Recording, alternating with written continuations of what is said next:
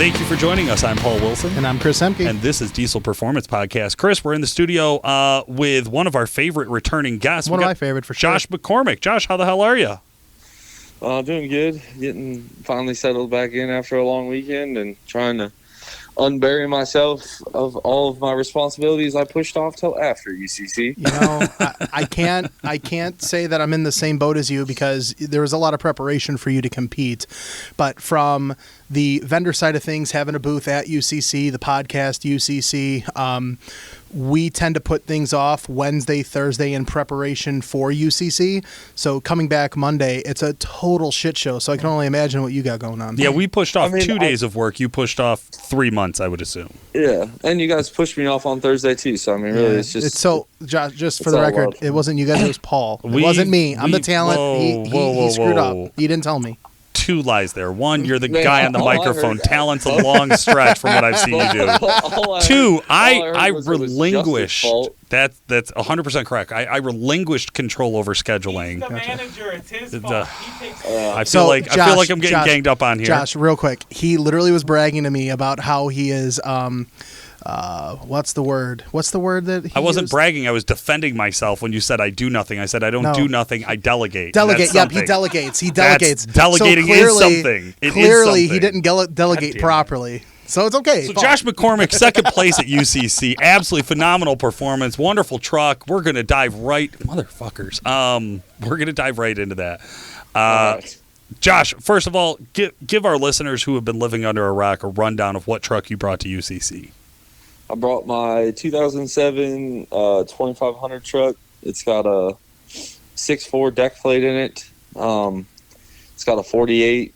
It's got a 480 and a 110 turbo setup. So the 480 came from Black Tie Race Fab, John Schrato out in Colorado. The big turbo came from Force Inductions. And then it's got one of our in-house built 48s. Got all the billet shafts and stuff.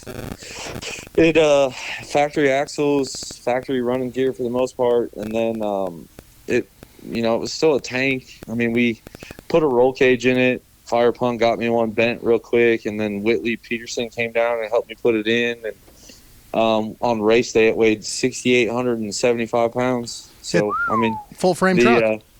Yeah. So we brought I hate to use the term street truck because the block that's in the truck is filled. However, I mean, for all other intensive purposes, the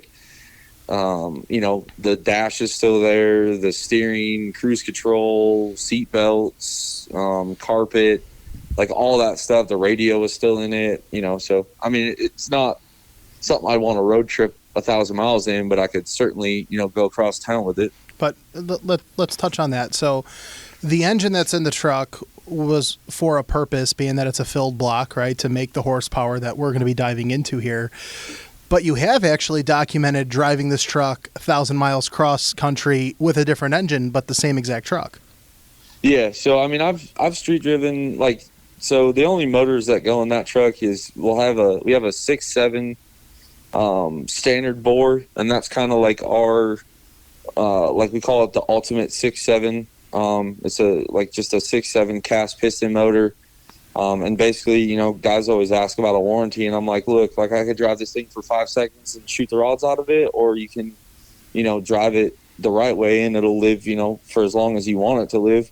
So we have that option. And then we also at some points put our wet block 6.4 in it, which is like a sleeve down stock block, with diamond pistons. And that's for guys that are still wanting to street drive it, but are realizing that street driving it at that power kind of isn't the best. So we offer that. That's called our Street 6.4. And then we have this deck plate, which normally New Performance Auto deck plate is the one we use. This block I bought, it was new, but I wasn't the original buyer. I bought it off Jared Ring. He was like, hey, I got this deck plate. And I was like, all right, whatever, I'll just buy it. So the deck plate short block machine work got put together by No Limit up in, I think they're Minnesota or Michigan, maybe Wisconsin. I don't know, somewhere up there where it's colder. But and that has like Eric's billet main caps, and they're cross bolted and billet and his girdle, and then we ran his deck plate, and then on the UCC engine, the one we took this weekend, it had Waggler Extreme Beam rods in it, which is their new deck plate design. Trend pins, diamond pistons, total seal rings. It had I want to say the best cylinder head industrial injection offers.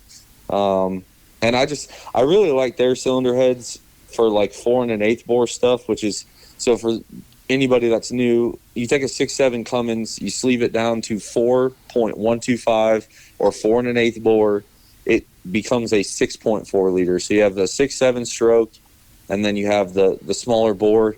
And I know that there's a lot of different configurations of deck plates. Some guys like to run 4.210 bore, which is your standard 6.7. To me, like with the way the engines handle the power and stuff, I feel a lot better with a little bit thicker sleeve and a little bit more of the block left. But again, I mean, there's no arguing with the success of a 4.210 bore. And then the industrial heads in that 4 1/8 bore with the valve size they use and stuff, like I love their cylinder heads. And this isn't the first one I've used of their cylinder head. Like for any of the big power stuff, I've always gone with them. It seems like too, you're one of maybe 2 or maybe 3 competitors. I mean, the only other person that comes to my mind is Greg Abarella that competed, but you're very public with, your YouTube channel and actually talking about this stuff and going through the trials and tribulations on how these setups work and some of the shortcomings and things of that nature. So, it's one of those things where, as we're talking about this, people can go on your YouTube channel and they can actually see these things firsthand as you're installing them and playing around with this stuff. Yeah, I guess the thing that always never sat right with me, like growing up in this industry, was it was cool to watch all the success at events and stuff. But like what killed me is like you try and it fails and you're like, damn, well, like, do I just suck that bad? Or, right. And then, you start to hear all the stories of all the that people have, and you're like, damn, like I wish people would have just been honest about it. And, right. And just to me, I kind of do it like that more so because I want people to see, like, it's like even our 6.7 engines, like it took me 5, 6, 10, 50 chances before I figured out exactly what the piston wall needed to be, where the rings needed to, you know what I mean? And it's even like this deck plate, like, I've probably struck out numerous times before this one. It was just cool to me, like, second place, first loser, however you want to look at it, like it's cool. I wish we would have came in first, but then I look at it and I'm like, it was one engine, one turbo setup, one trans, like we didn't do anything. And it was just like, that made me feel really happy. Well, I think it was a big win for you. I mean, to be honest with you, especially as we talk about kind of your background in diesel performance, where, why don't you give our listeners a quick rundown? How did you kind of get introduced to diesel performance? What were you doing even before the YouTube channel? So I started like with tractor pulling, and then I left Illinois and I went to California. That was my first duty station in the Marine Corps, and no one really tractor pulled out there. So I got into drag racing a little bit, and in 2010 or 11, I had it was like a 700-800 horsepower mega cab, and then in 2012, I got really back heavy into 12 valves again, and I had a P-pump 24 valve race truck, and then I went back to the common rail with a 1,000 horsepower mega cab again, and then I don't even know. I moved back to Illinois for a little bit. I was out of the military at this point, and I did some P-pump stuff again. I started working for Power Driven, and I worked for Power Driven from, I think it was 18 to 2020, the end of 2020. And I just, I told them, like, we left on good terms or whatever. I was just like, look, like, I kind of want to go in a different direction, and, I'm more passionate about this side. I said, I think it's just time I, do my own thing. So David, Patrick, and I ended up, starting our own business out here in Virginia. And now we work on We work on just about anything. I definitely get far more excited with like a, obviously not just doing like head gaskets and stuff. And we've done a couple of cool builds, but in all reality, usually the jobs that I guess pay the best or are the less hassle, you get, it's kind of like Jeremy that works for you guys, cab off Duramax jobs, cab off Ford jobs. That's what really pays the rent. That's it. Yeah, it's funny. It's the boring grind of it is where your bread and butter is at. The fun jobs that come in, if you can make a buck on a 6-month long build, if you can break even, you're doing really well. In the grand that's always been our thing. I know when we were a young shop, Chris, right when we were here 9-10 years ago, if we got somebody in who was a 1,000 horsepower build, we were like, oh, this is awesome. We're super excited, and the bill going out the door looked great, right, for revenue for a shop. But you start thinking about what went into that, and nickel and diamond, it can be pretty painful. I mean, definitely what keeps our shop doors open is exactly that: injector jobs, head gasket jobs, trans jobs, turbo swaps, like just the repairs, or maybe a minor upgrade. And it's, eventually we want to get to a certain point, like as far as our business goes, but for right now, we don't turn too much work away. There's a few that we're just like, no way. But, like right now in our parking lot, we got a 7.3,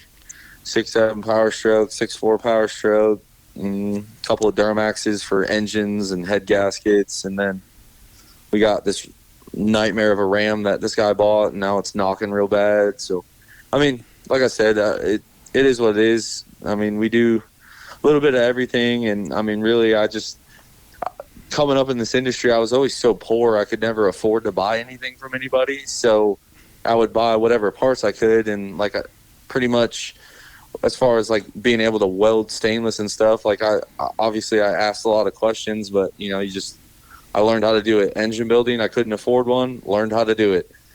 Trans building, I guess I could afford it, but like with a 4748, I always tell customers that leave here with like big power trannies and stuff, I'm like, you'll be back.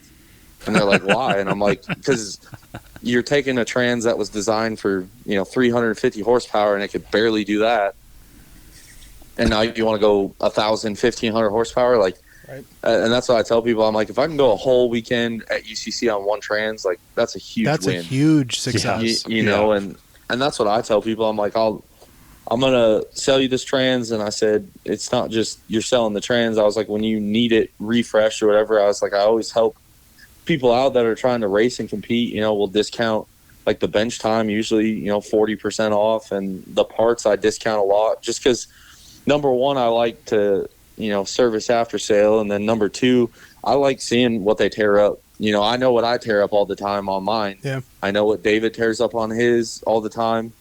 And if I learn new things, like I can fix it or build it differently, or I could be like, hey, like you were really hard on this.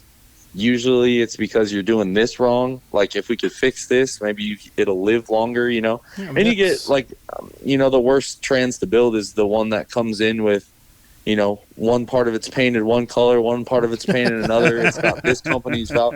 And like, I already know that they're a shop hopper and, I'll do my best for them, but why didn't this go back to them, or why didn't it go back here?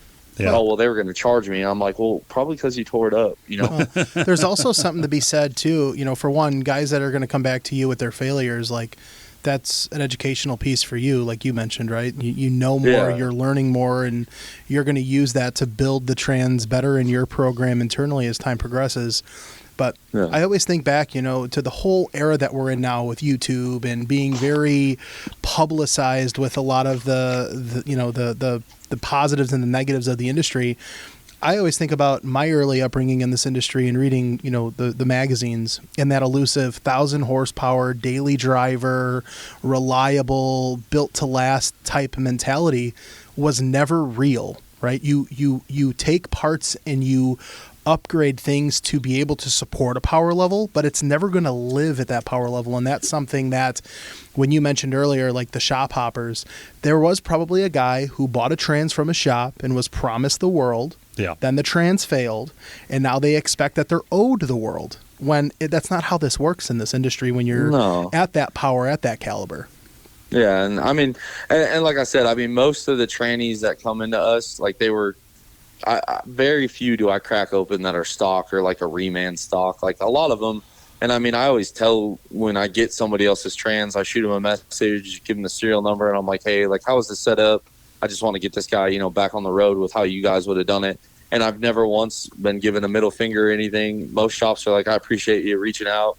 What'd you find wrong with it? I'm like, well, this guy decided to go from reverse to drive at 50 miles an hour. And you know what I mean? Like, but that's warranted. That's warranted, right? I've never once like gotten the cold shoulder from any of the other places that originally built them. You know, most of the people, they want to make sure the customer's taken care of. And I mean, like I said, I mean, I probably could charge more than I do, but I try to put myself in other people's shoes a little bit. I try to help people out.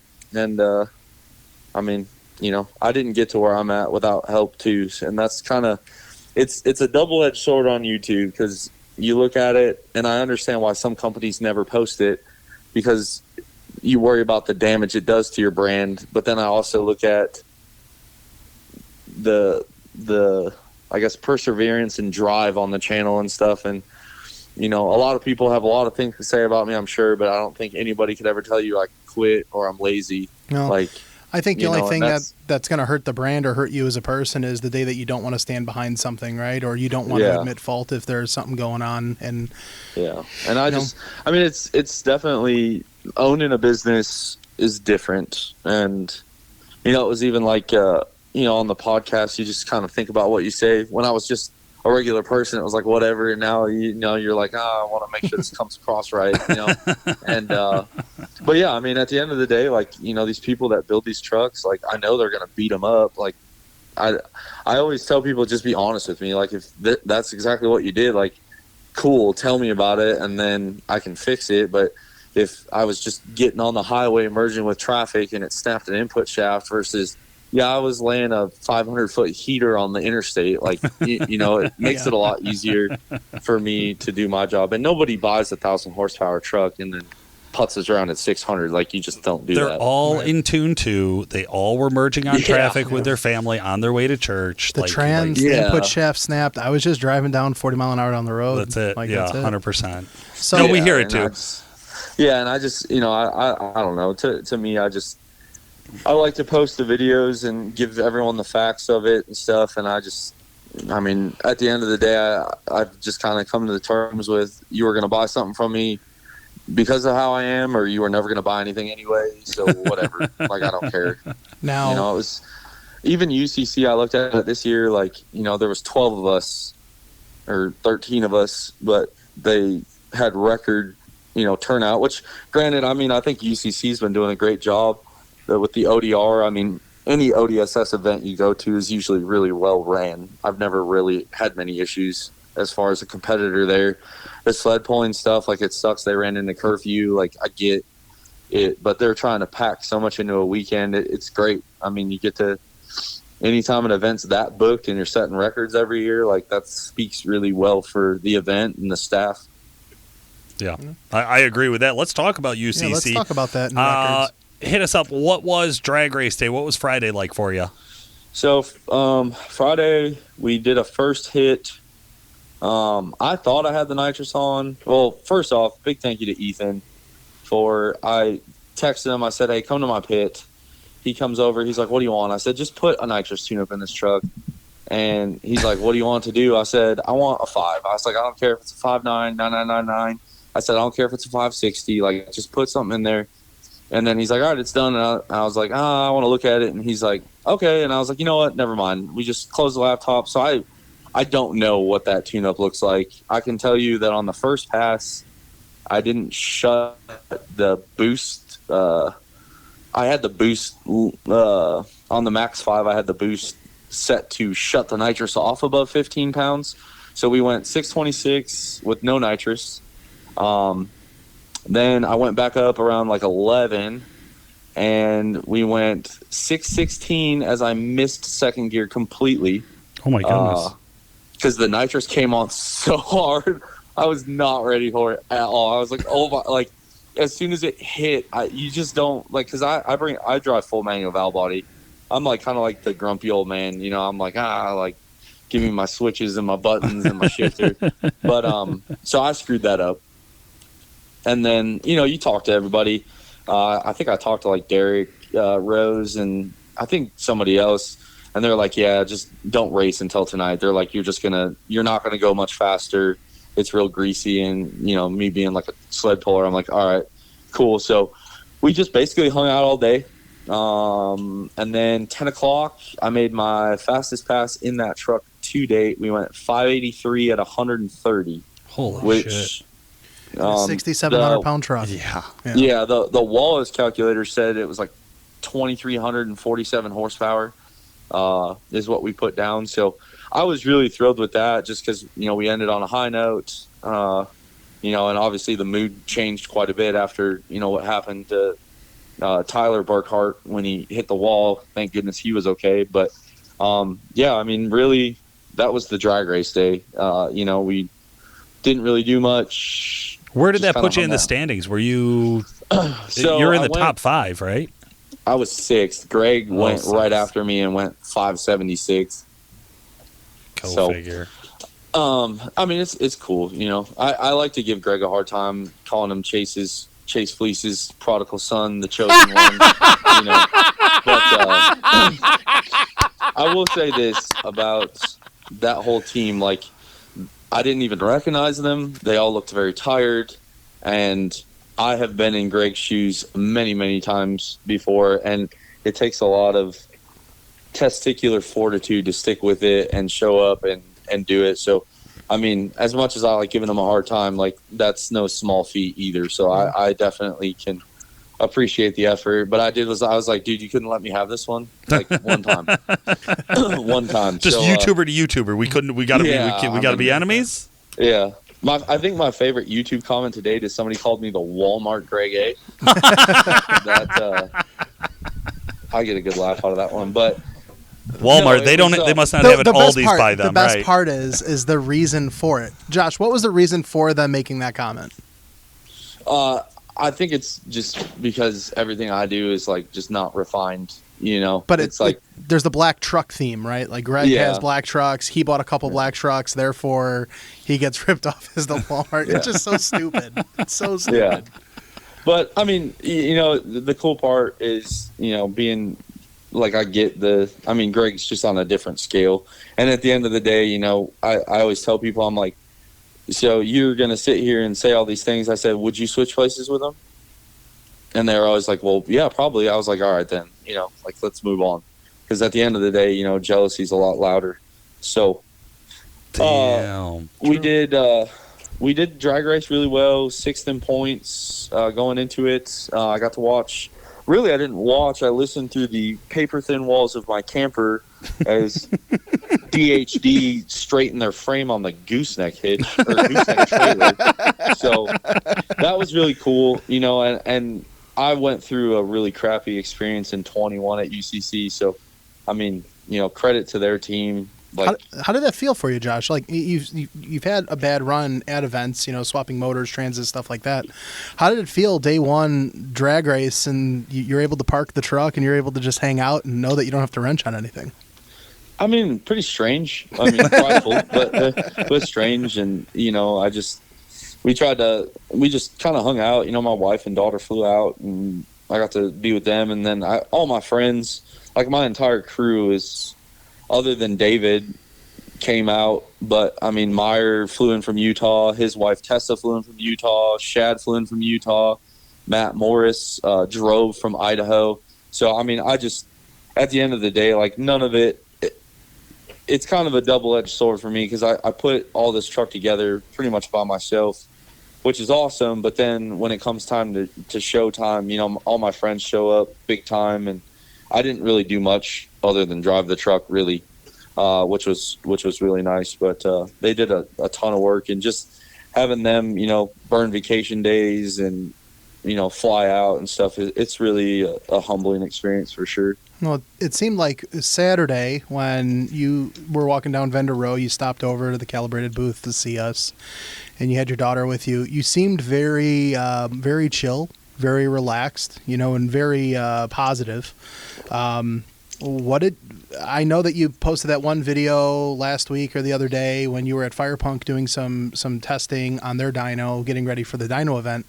But I guess what kind of preparation did you have? A lot of confidence going into Saturday, because it seemed like you were chill as can be when we saw you.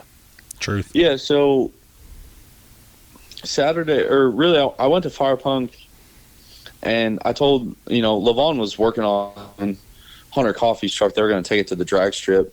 And he came over, and Larson ran the dyno, but Levon helped me quite a bit. And I said, Levon, I need to know how to do this. I said, it's getting really expensive trying to figure this crap out on my own. I said, I will pay you for your time because you're going to save me thousands in the long run anyway. And I said, how do we set this up? And Levon's like, this is how we do it. These are the parameters that we do it at. This is how we drive it. These are the tires we use. This is how we, do all this stuff. And I practiced on their dyno. We only made 1,300 horsepower on their dyno, but it made that quick rip through the load, which is what you wanted. And then Saturday, shout out to Firepunk again. Levon came back over. I texted him. I was like, hey, just want to go over a couple things. And he's like, yeah, sure. Came over. We made sure everything was set up correctly. I was just reiterated his instructions back to him, and he's like, yep. And I was like, cool. Being a factory 849 truck, the safety is me. So we took the, actually, and huge shout out to Zach. He drove from Kentucky. I had Zach pull the driver door off. We locked out the suspension in the rear. We left the radials on from the drag race. And we were supposed to dyno last. Robbie Garcia came up to me, asked if I'd switch with him so he had more time. I was like, yeah, I don't care, whatever. So we switched with him. And we went up on the dyno, and you get ready, Like I always tell people, I'm like, if you want to strap into this death trap, go ahead. But that's really, really what it is. I mean, you're talking about my dyno run was 1.1 seconds, and it's. What'd you make? 28.79. So 28.79 in 1 second. Walk us through that, right? Truck gets loaded on the dyno. You go through the steps. You go through everything. You have, you have Cody sitting there hanging out on the side of your door, right? As he's the dyno operator. 1.1 seconds, right? You load up. You're running. 1.1 second run. Everything, dust settles. Engine's still intact.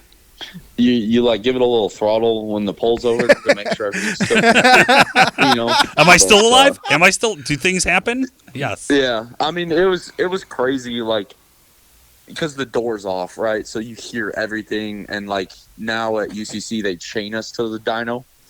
So it's the gates open, the smoke clears up, the turbos are screaming, you can feel the floor of the truck, when your foot's on the floor, you can feel stuff I don't want to say rubbing the floor, but you just feel everything flex and stuff. And it's one of those experiences, until you've done it, you can't really explain it all that well, but it's wild. I couldn't imagine. It definitely is. It's really wild. I mean, I've dynoed a 600 horsepower truck. How different could it be? Dude, right. I was just thinking. It's more than 4X. I know what a 400 or a 500, I know what 1,000 horsepower trucks feel like, and those are intimidating in a closed room on the dyno. 2,800 horsepower. Every time I'm in a high horsepower truck that's being dynoed, I always have this fear that the drive shaft's going to break loose and come through the floorboards. That's also happened. Yeah. My old LMM. And I mean, you do the best. We had a trans blanket, engine diaper, cross bolts in the exhaust, an onboard fire suppression system. I have a fire suit, helmet with the visor down. You have scatter shields on the drive shafts. You do everything you can, but anybody that's done it or built something for it or engine building or there's no magic bolt that you add that makes it it either takes it or it doesn't, and that's it. So were you surprised by the number? What was your thought process after, you were able to shut the truck off or let it idle? Yeah, they tell you it's 2,800. What were your thoughts then? So I knew it wasn't 3 because Cody didn't do the fist bump. But like just the way it ripped through the RPM window. So when we started UCC, I wanted a 5-second pass. I wanted 2,500 plus horsepower, and I wanted to pull 300 feet. So when he said 2,800, I was like, cool, like awesome. Like, unstrap me now. Yeah, get me the fuck. You did just one pass, right? Yeah, I was just one and done. I wanted to do another one, but my crew waved me off, which best, but it is good call. So what was the bigger win? And all joking aside, was it pulling the truck off the dyno with the engine still intact, or was it making over the 2,500 horsepower?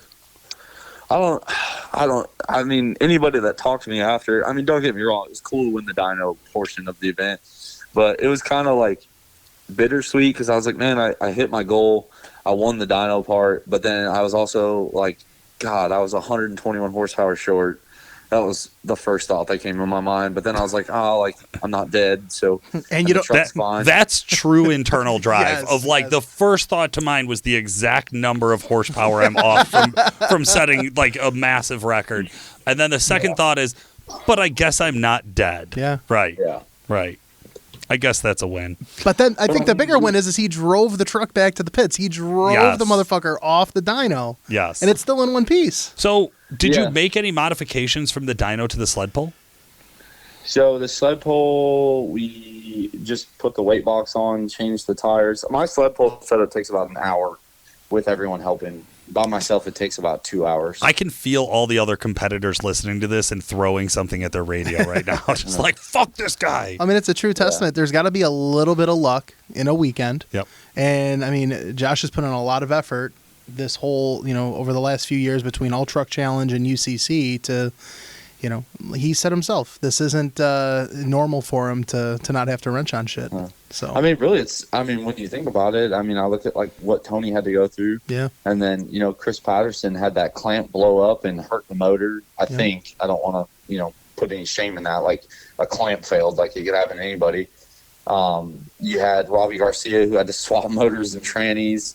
You had, it felt weird to be in second place for me just because I was like, man, I was looking at everyone that was behind me. I was like, damn, not only did I do better, but like I didn't even really work for it, at the event. And it's kind of bittersweet in that way. But then I'm also like, it's pretty cool to, one motor, one trans, one turbo setup. We didn't, all we did was Dom with Starlight just came over and, changed a couple things tuning wise. And then going into the sled pull, I wish I never, David and I were talking about this at lunch.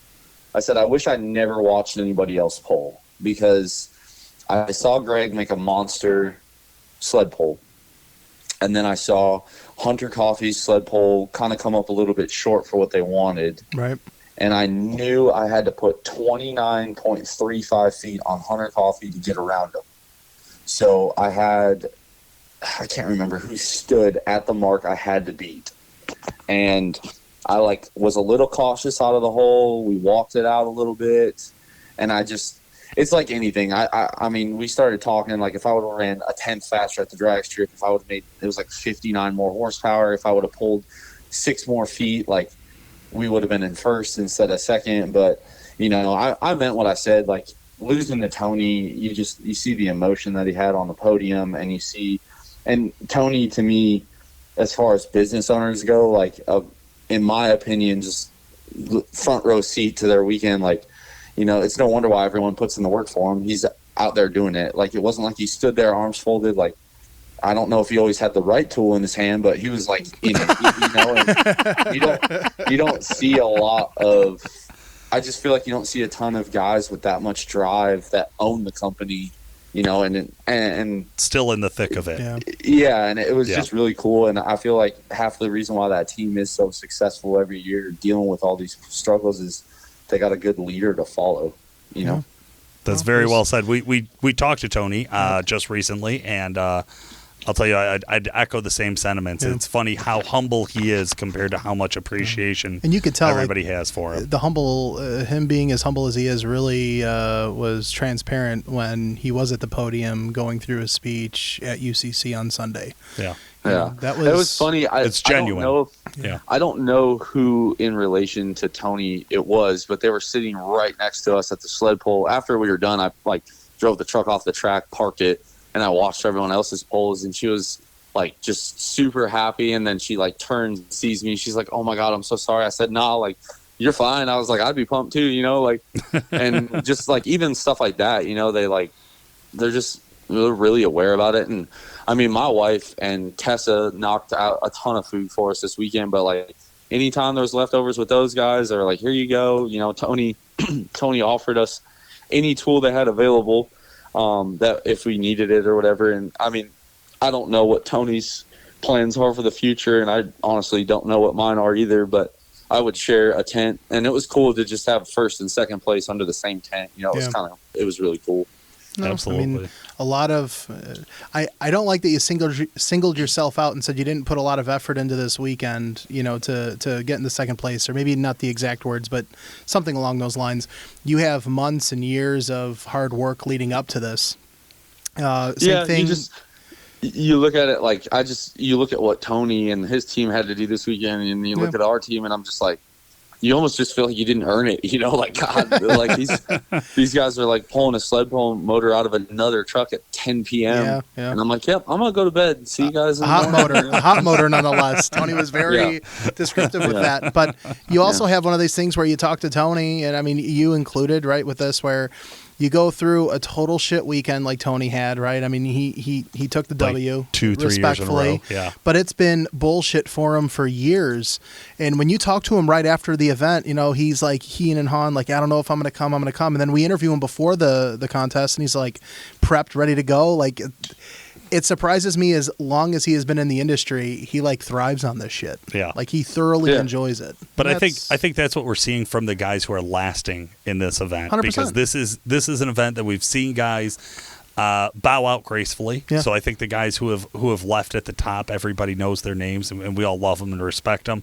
But I do like that that's kind of created some space to see the competition change up every year, because I think we're seeing different approaches and different strategies. There was a time where the plan was to swap an engine every night. Yeah, no, that right, like that's what gear guys sets, were showing up to. Like, their goal was, man, I really can't wait to get to Saturday night so we can swap our third engine.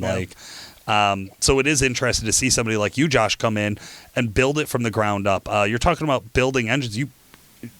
That's not something that we see out of a lot of UCC competitors. No. Most of the guys buy their engine, buy their transmission, buy all the parts and put it together. And that's, I think, what we're kind of used to seeing. Yeah. Do you think that sets you apart? Do you think that puts you in a unique position, or do you think that that's the testament to your business model?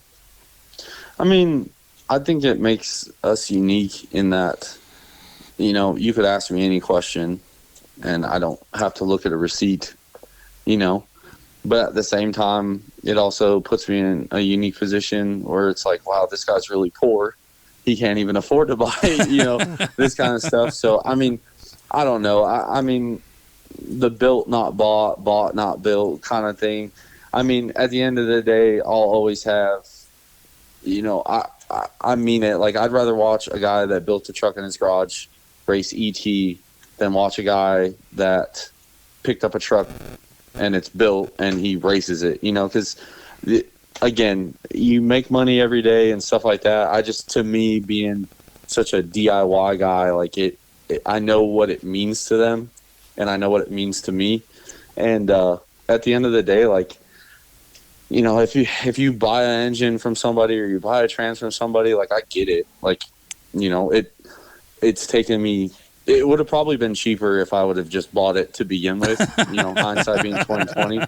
But now it's just kind of become more of a pride thing. Where it's like, I don't want to have to, owe a ton of people a bunch of stuff when the event's over. It's like, I always try to pay my fair share or whatever. I'm always grateful for a discount, but it's never expected, So I guess as a business standpoint, it makes a point that you can bring your truck to our shop and, like, I don't hold it back. Like, if you want the 6.7 engine that I've, ran forever and, in my opinion, perfected pretty much on the street, like, I will build it identical, like, same clearances, Same, like, I don't just make one a little bit better because you're my buddy and this guy's a random person. Like, I do my best at every single one of them. And I mean, now the trans stuff, like, you know, the only thing we don't do transmission related on the 47, 48, I don't do stock rebuilds. And it's just because they're a liability. I always try to tell people, like, you're already here for a reason. Why do I just want to put it back to the same way when you brought it to me?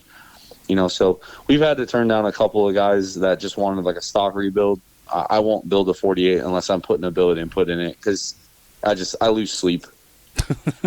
you know, you get a tuner in there that gets the power down low, and that lockup comes in a little too quick, and the stock input, you know, and then it trashes the pump. You got to send the converter out. So that's cool. And then just the fab side of stuff, like I've always really like looked up to like Cody Fisher and Dylan Frankel up at DNR Customs, and like Michael Cordova and stuff. And I guess the really cool thing I like about welding is it's never perfect. Like, you talk to any of those guys and they're like, yeah, I could have done this better.